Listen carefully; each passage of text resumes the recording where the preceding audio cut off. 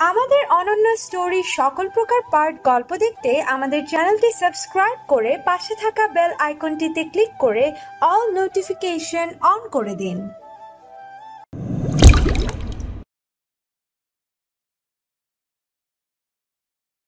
দুঃখিত আপু, আমি দেখিনি। সমস্যা নাই, কিন্তু আপনি কে? না মানে আমি শিহাবের বন্ধুর। আপনি কে? আমি সাবিয়া। এই মা, মাইরা ফেলাইছে। এটা সাবিয়া হয় কেমনে? এত সুন্দর, আগে তো এত সুন্দর ছিল না। তা বাদে আমার জন্য নাকি প্রতিদিন কান্না করতো। চোখের নিচে তো কালো দাগ থাকার কথা। আর হ্যাঁ, আপনারা কি ভাবছেন আমাকে কেন চিনতে পারলো না? শোনেন তাহলে, আমি আগের চাইতে অনেক স্মার্ট হয়ে গেছি। আগে চেহারা দেখলে মনে হবে ওটা অন্য কেউ। তখনই মনে হলো ড্রাইভার চিনল কেমন করে? তার মানে আপু জানতো আমি আসবো। ভিতরে আসলাম। ভিতরে দেখি কারো জন্য অপেক্ষা করতেছে বাবা, মা, আপু। আমি ভিতরে গিয়ে সারপ্রাইজ। তখন সবাই মুচকি হাসলো। আপু কানটা ধরে, তুই কি মনে করেছিস আমি জানাবো না তুই আজকে আসবি? না মানে সারপ্রাইজ দিতে চাইছিলাম। তুমি কেমন করে জানলে?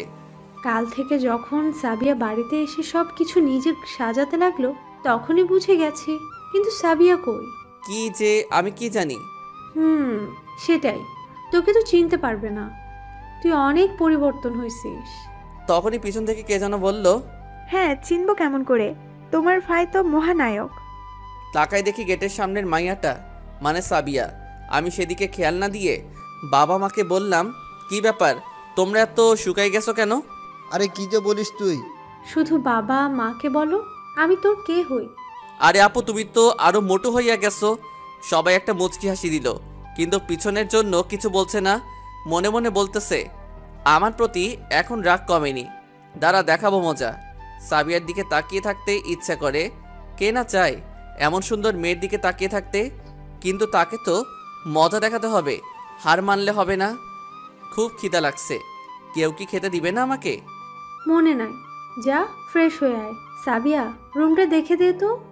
এ মা, সাবিয়াকে বলল কেন? আপু তুমি যতই চেষ্টা করো না কেন, আমি প্রেমে তো পড়ে গেছি, এত সহজে মচকাবো না। চলো। জি, আমাকে তুমি করে বললেন কেন? তুমি বলবো না তো কি বলবো? কোন জমিদার তাই আপনি বলতে হবে? না মানে, এত ভাব দেখাতে হবে না, পরে মজা দেখাবো। এটা তোমার রুম? এই বলে চলে গেল। আমি ফ্রেশ হচ্ছি, এমন সময় নিজের বাবা মার কথা মনে পড়ল। না, আর তাদের কষ্ট দেব না। বিকেলবেলা সবাইকে সাথে নিয়ে যাব, তবে ভাইয়াকে একটু মজা দেখাবো, সাথে ভাবিও আর তার শালিকেও। তারা এই 2 বছরে অনেক কষ্ট পাইছে, আর দেওয়া যাবে না, যতই নিজের মতো কেউ থাক না কেন। খাবার টেবিলে নানান রকম আইটেম দেখতেছি, দেখে জিভে পানি চলে আসলো। খাবার শেষ করলাম, কারোর সাথে কোনো কথা নাই। খাবারটা অনেক ভালো হয়েছে। বাহ আপু, তুমি তো অনেক সুন্দর রান্না শিখেছো। এটা আমি রান্না করি নাই, সাবিয়া করেছে। এখন সাবিয়া কিছুটা অবাক হয়ে আছে যে আমি কি বলবো। সেও খাবার খাচ্ছে। আরে ইংল্যান্ডে এরকম কত খাবার খেলাম, এমন খাবার শুধু আম্মু রান্না করতে পারতো। হ্যাঁ খেয়েছো তো। রেগে তেলে বেগুন হয়ে গেছে। আপু বলেছিলাম যে বিকালে বাসাতে যেতে চাইছিলাম, তাদের তো অনেক কষ্ট দিলাম 2 বছরে। ঠিকই বলেছিস, এবার তো দেখা কর, আর কষ্ট দিস না।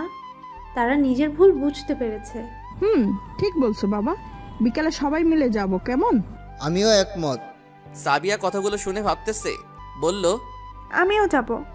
বিকেলবেলা সবাই রেডি হয়ে যাচ্ছি। আজ অনেক ভালো লাগছে, নিজের পরিবারের সাথে দেখা করব। আর হ্যাঁ, আপনারা মনে করতেছেন আমাকে এত কষ্ট দিল, তাদেরকে কেন মাফ করলাম? আসলে আমাকে যে মা 10 মাস 10 দিন গর্ভে ধরেছে, আবার 18 বছর মানুষ করেছে, তার কাছে তারা যে কষ্ট করেছে, তার কাছে এগুলো কিছুই না। তাই রাগ করে চলে গেছিলাম, আজ আবার ফিরে আসতেছি। গাড়ি বাসার সামনে এসে দাঁড়ালো। আগের চাইতে কিছুটা পরিবর্তন হয়েছে। আমি আগে যাচ্ছি, তখনই, তোমরা কে কোথায় এসেছো দেখা যাও, আমাদের শিহাব এসেছে। চাচা আমাকে চিনলেন কেমন করে? ছোট থেকে চোখের সামনে মানুষ হয়েছো, কেমনে ভুলি। সবাই মিলে ভিতরে যাচ্ছি, তখনই দেখি মা আমার কাছে আসতেছে। ভিতরে গিয়ে সোজা মাকে জড়িয়ে ধরলাম। মা, তুমি এত শুকিয়ে গেছো কেন, আর কেমন আছো? তোকে ছাড়া কেমনে ভালো থাকি বল। তখনই বাবাকেও জড়িয়ে ধরলাম। তুই তো এখন অনেক বড় হয়ে গেছিস বাবা। হয়েছি, আমাদের না হয় ভুল করেছি, তাই বলে এইভাবে চলে যাবি? আমাদের মাফ করে দে বাবা। ছি মা, তুই মাপ চাও কেন? আমি না তোমার ছেলে? এখন ফিরে এসেছি তো ভিতরে নিয়ে যাবে না? এরপর ভিতরে চলে আসলাম সবাই। ভাইয়ার সাথে কোনো কথা বলিনি। তারপর মায়ের সাথে সবার পরিচয় করিয়ে দিলাম। সবাই আজ অনেক খুশি, আমিও। শুধু সাবিয়া চিন্তা করতেছে। আজ নিজের মানুষদেরকে পেয়ে অনেক খুশি লাগতেছে। এই 2 বছর অনেক কষ্ট পাইছি, আর না, এখন শুধু সুখে থাকার পালা। তার আগে কিছু কাজ আছে, সেগুলো তো পূরণ করতে হবে। সাবিয়াকে মজা দেখানো, ভাইয়াকে মজা দেখানো, কিন্তু কেমন করে কি করব? সবাই নিজেদের আলাপ নিয়ে ব্যস্ত, আমার কোনো খবর নাই। কি আর করব মা, তার নিজের কাছে এমন ভেবে নিছে মনে হয় আমি কোনোখানে উড়ে যাব। কিন্তু সাবিয়া চিন্তা করতেছে, শিহাব এত বড় লোকের ছেলে, 2 বছর আগে তা মনেই হয় নাই, আজ তাকে দেখে মনে হচ্ছে। সাবিয়া কি ভাবছো? শিহাব এত বড় লোকের ছেলে? আপু তখন সব খুলে বলে। তখন সাবিয়া চুপ, কি আর করবে, না বুঝে ভুল করেছে। তখনই কে যেন বাসাতে আসলো। আরে বন্ধু, ভিতরে আসো। বাবা তখন আঙ্কেলকে বলেন কে তিনি। তিনি নাকি সাবিয়ার বাবা। কিন্তু তিনি এখানে কেন? সাবিয়ার বাবা এখানে বসে আছেন। সাইফুল সাহেব, আপনারা আমার সাথে একটু সাইটে যাবেন কি? এই বলে আঙ্কেল, আন্টি, বাবা, মা একটা রুমে চলে গেল। কি যেন গোপনীয় আলাপ আছে, তারা আলাপ করতেছে। আমি সাবিয়ার বাবা, সে আপু, ভাই, ভাবি বসে। তখনই শিহাব, একটু এক সাইডে যাবি ভাই? কি করব বড় ভাই বলে কথা, আপুও ইশারায় যাইতে বলো। চলে আসলাম। ভাই, আমাদের মাফ করে দে, না বুঝে তোর উপরে অনেক অপমান করেছি, প্লিজ মাফ করে দে। আমি কি করব এখন নিজেও বুঝতেছি না। নিজের ভাই এমনভাবে বলবে তা কোনোদিন ভাবতে পারি নাই। আমাকে ভাবতে দাও কি করা যায়, কাল বলবো। তখনই দেখি ছোট একটা বাচ্চা, মনে হয় ভাইয়ার মেয়ে, তাকে কোলে তুলে নিয়ে বাহিরে আসলাম। ঠিক আমার মতন হয়েছে, বসে আছি, সবাই উপস্থিত। যেটা বুঝতে পারছি, আমার ভাইয়া নিবে এখন, কারণ সবার মুখে হাসির ছাপ দেখতে পাচ্ছি। শিহাব, এখন কি করবি বাবা? পড়াশোনা তো শেষ করলি। দেখি কি করা যায়।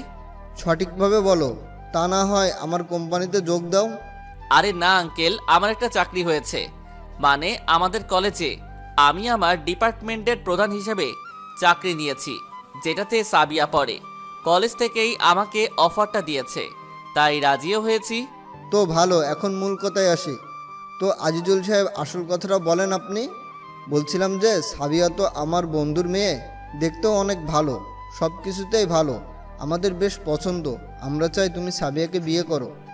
তোমার বাবা মা মিলে আমরা এটা ঠিক করলাম। সাবিয়ার বাবাও রাজি আছে। এই কথা শোনার সাথে আমি সোজা চাঁদের দেশে চলে গেছি। শালা ভাবছিলাম মজা দেখাবো, তারপর গলায় ঝুলাবো। মজা দেখানোর আগেই ঝুলাই দিতে চাই, এটা অন্যায়। কিছু বলতেছি না, শুধু ভাবতেছি।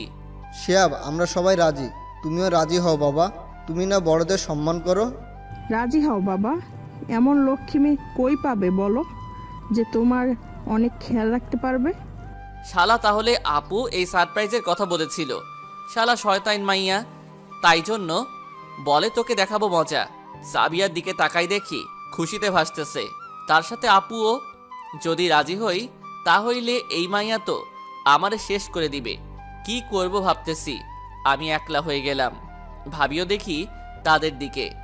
তুমি আমাদের একটুও ভালোবাসো না, তাই? আর কিছু বলতে দিলাম না, আমিও বুদ্ধি পাইছি।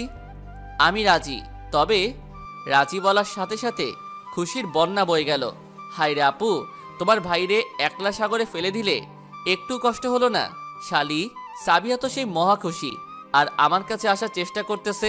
সবাই আছে বলে আসতে পারতেছে না, এর জন্য তোর বাবা আসছে। আগে জানতাম না। তবে কি বলো? 1 মাস পর বিয়ে হবে, আমাকে একটু গুছিয়ে নিতে দাও। কেবল তো ফিরলাম, নিজেকে একটু মানিয়ে নেই। সমস্যা নাই, তোমাকে 1 মাস সময় দিলাম। এই তো ঘুঘু ফাঁদে পা দিয়েছে, মানে সাবিয়ার উপর মজা নেবার সময় পেলাম। হবু বউ হবি তো কি হইছে, আমাকে কম কষ্ট দিছিস? তোর জন্য বাহিরে চলে গেছি। বেচারি সাবিয়া একটু নার্ভাস বটে, কিন্তু তার দলে আপু আমি একলা। আর আঙ্কেল, আন্টি, আপু তোমাদের হবু বউ সবাইকে এই বাড়িতে এই 1 মাস থাকতে হবে। শালা সবাই রাজি হয়ে গেল দেখি। তার মানে আগে থেকে সব ঠিক ছিল। আরে যা হইছে বাদ, এখন নতুন সবার সময়। আনন্দে বিকাল কেটে গেল, সাথে সন্ধ্যাও। রাতের বেলা খাবার খেয়ে নিজের রুমে শুয়ে আছি। শালার আজ রোমানকে খুব মনে পড়ছে। দেখি ফোন দেই, আগের নাম্বারটা কি আছে দেখি। ফোন দিতেই রিসিভ হলো। কি খবর দোস্ত, কেমন আছিস? কে বলছেন? ভুলে গেলি? আরে দোস্ত তুই এতদিন পর, তা কবে দেশে এলি? এতদিন পর মনে পড়লো।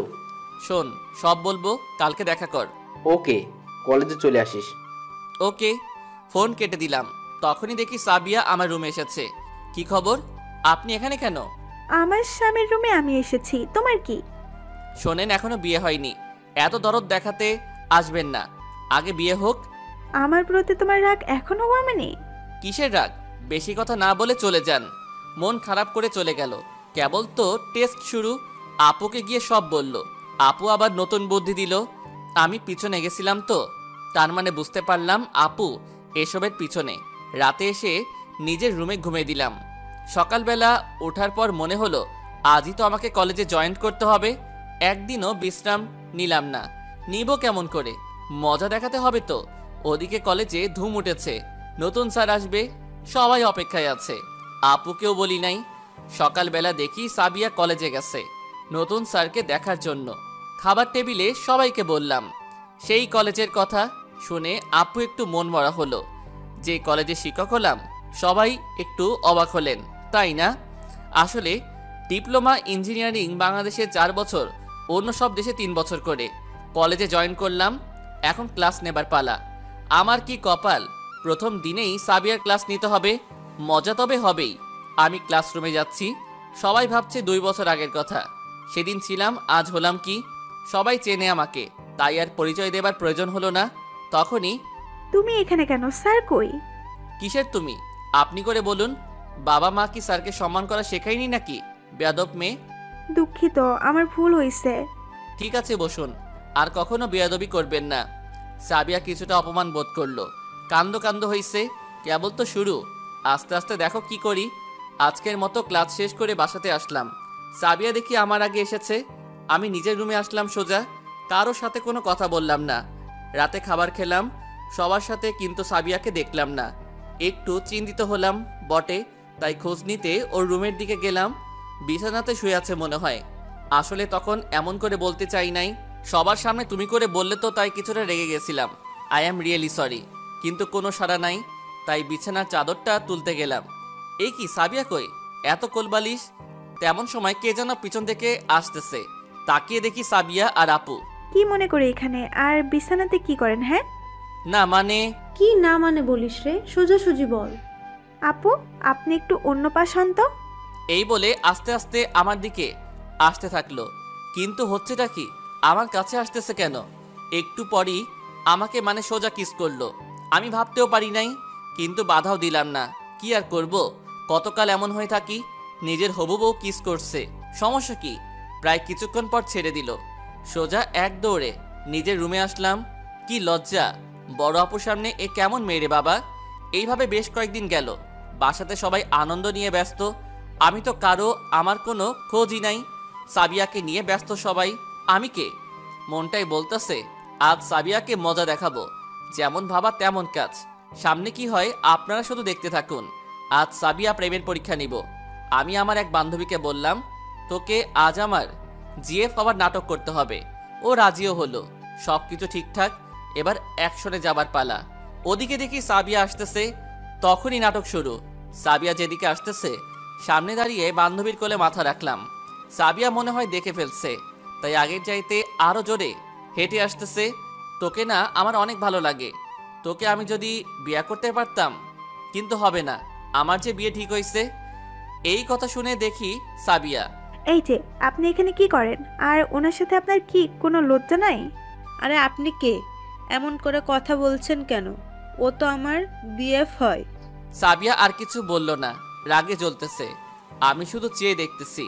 রাগলে হেব্বি লাগে। সাবিয়া রাগ করে কাকে যেন ফোন করতে চলে গেল।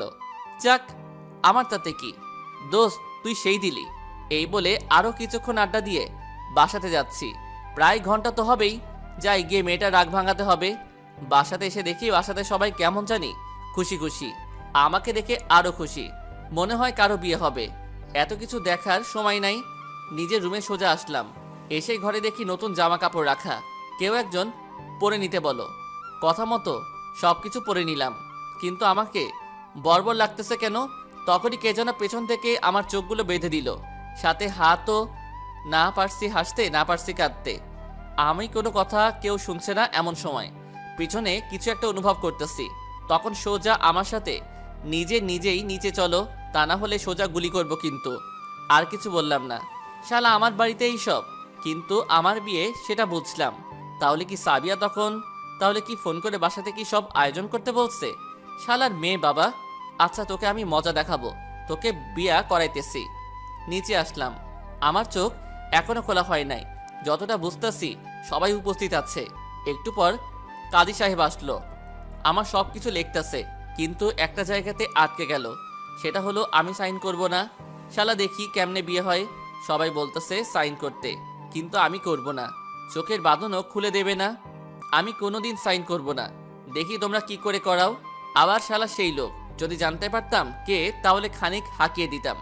সাইন করবে নাকি গুলি চালাবো? আমি জীবনের ভয়ে সাইন করলাম। সব কিছু সফল হলো। আবার কবুল বলার সময় বাধা দিলাম, কিন্তু এই শালা লোকের কারণে হলো না।